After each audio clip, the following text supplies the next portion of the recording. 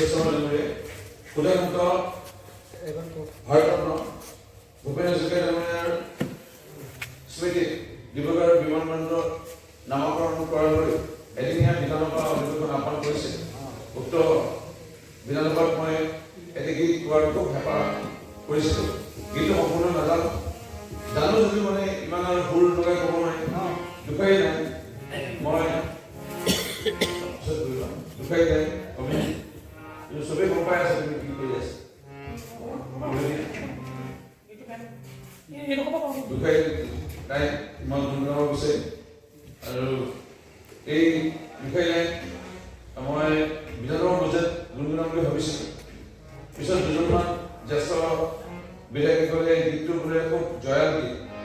আৰু কোনে গাইছিলে জানা নাই? এটা বোলে কোনে এই বোলে যিসকলে মানে অসমক খুব ভাল পাইছিলে তেওঁলোকে গাইছে।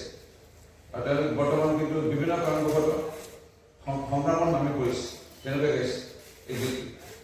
আৰু গীতটো আছিলে ঘৰ বাৰী এৰি যেতিয়া যোৱা যায় মানে অসম আইন মাতৃৰ কাৰণে, সেই তেওঁলোকে গাইছে।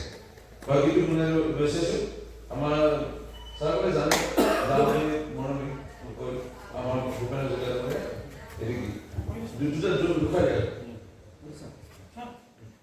যাওঁ দে মৰমীও চকুৰে নেদেখা কাণে